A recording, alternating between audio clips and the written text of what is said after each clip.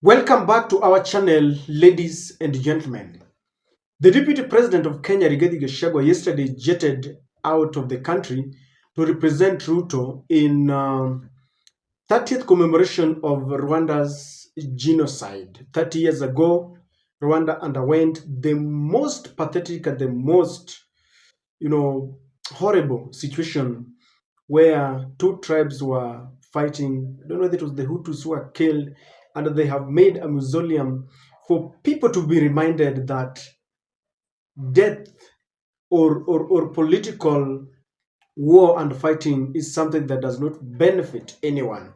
So the president of Rwanda had invited the African presidents to see for themselves, to remind themselves that as Africa, our autonomy and independence must not lead us to fighting within and among ourselves. So Rigathi Gachagua went there to represent William Ruto. I was very happy when I heard that Rigathi Gachagua is going to witness for himself, because I have studied our deputy president. During the demonstrations, Rigathi talked tough, and he believes in military and police, way of solving things. He told people, he told those who were demonstrating, he would not allow it. During that moment, Kenya went into a frenzy when they attacked Uhuru's Northland farm. They killed people on the street. They shed blood. Others were maimed. And Rigathi Gachagua was at the forefront, warning anyone whom he thought was going to undermine their presidency, regardless of the constitutional availability that supports demonstration, as long as those who are demonstrating are harmless. So I was very happy. And while there, he interacted with the Kenyans. And as always, Rigathi Gachagua says he is a truthful man. And I love truthful people. But when he met Kenyans who are in Rwanda, he forgot that he was a truthful man, because he lied to them in broad daylight. Rigathi is saying that in 1.5, close to 2 years that they have been in power, the country is very peaceful, that the peace that we enjoy is one that has never been witnessed ever since independence. And he's saying there is no burglary or robbery, there is no terrorist threat, and there is no banditry threat. He's saying that we are enjoying peace. This is how Gachagua was talking. In a record 1.5 years, Kenya's security has never been as good. Not a single act of terrorism that has been committed in Kenya, because of prudent intelligence collection,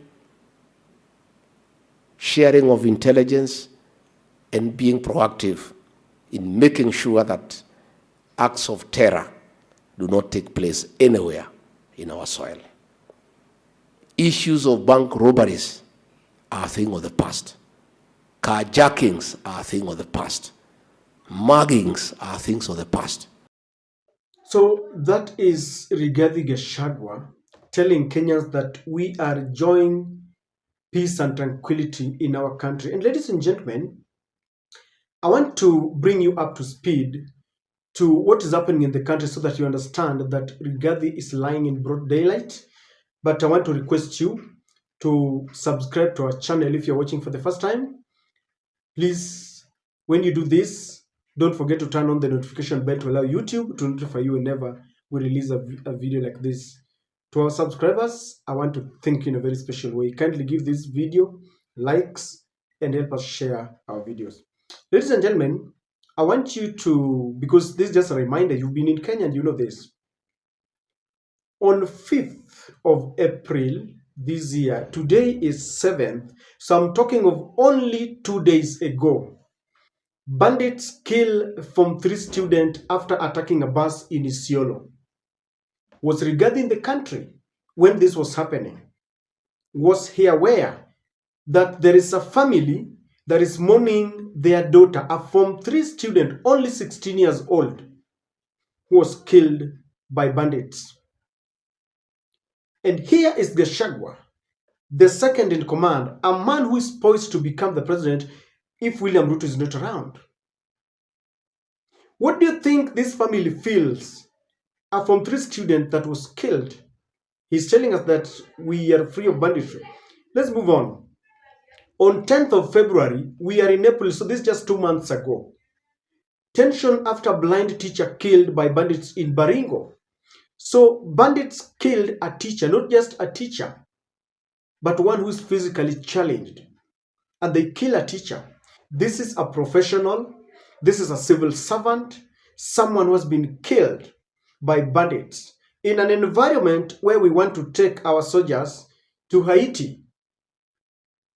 Ladies and gentlemen, how does this family feel when they listen to Gachagua in Rwanda telling us that there is peace in the country? This is 2 months ago. Let's move on. We have an explosion near a police station in northern Kenya has killed 4 people, including 3 police officers. Ladies and gentlemen, this is as recent as just a few weeks ago. So this was a suspected Al-Shabaab terrorist attack. They killed 3 policemen and another civilian. So 3 of our policemen, civil servants, they were killed. This is after warning from the US that they should keep off because they suspected that there could be some terrorism attacks. Here is Rigathi Gachagua. What is he telling us? That the country is safe. We are enjoying, free. Now let's move on because this is the last one. I was just painting for you a picture. Businessman shot and mugged in daring Eastleigh robbery. And this is 30th March. Today we are just 1 week into April, so this is just a week ago. A businessman was shot and mugged in broad daylight. And detectives, I think, still looking for the suspects who perpetrated this. So with that, ladies and gentlemen, what exactly is happening with our deputy president? As a leader, you need to know what you are talking about. We have families who have lost their loved ones. Then must you talk about it? How I wish you would have ignored that and said something else. Like he was saying that there is no mandamano, the country is peaceful. I know you can talk about that because there's no mandamano. And according to him, he believes that because there is no mandamano, the country is peaceful. The very things that Kenyans went on the street to fight against, his people are now crying. The levies on avocado. He himself has, commissioned some committee to look into the problems that are bedeviling avocado farmers and the levies. And with that, he feels that the country is safe.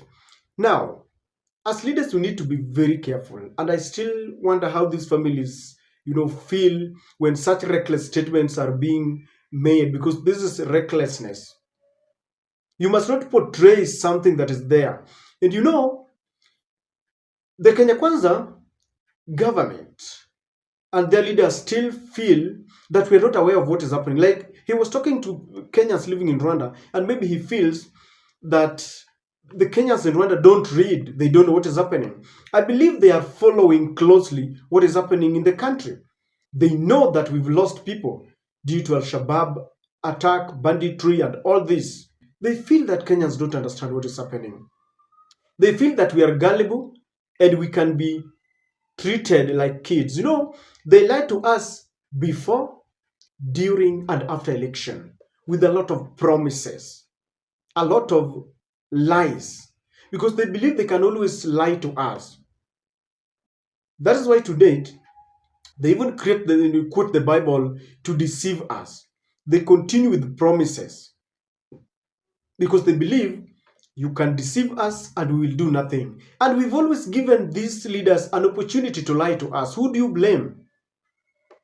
When someone is lying and you clap for them, Ruto was talking in a church and is saying that we have to live within our means. We have stopped borrowing. We need to cut our budget. This is not the first time I've heard the president say that he wants to cut the budget in an environment where we have reports damaging. In State House, there is a lot of corruption and wastage.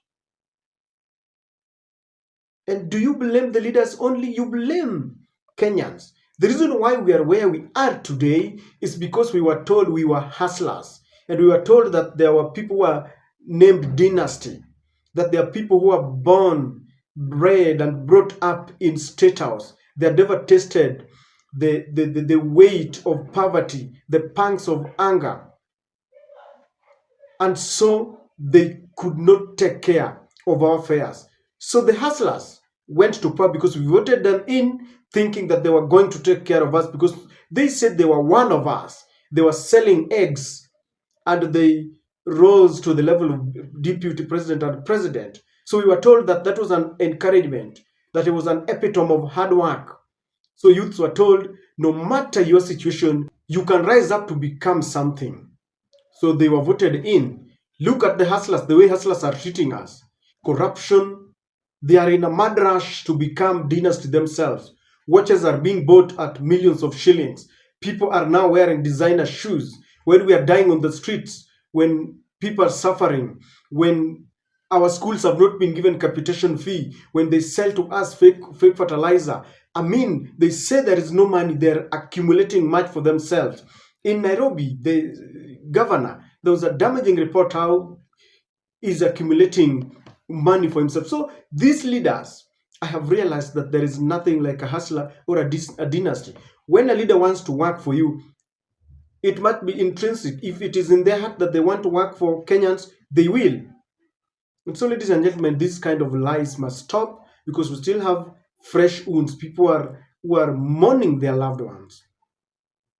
Accidents on our roads, Murkomen is doing nothing. I don't know what you think, but I feel this should be condemned in the strongest term possible. And that is my take.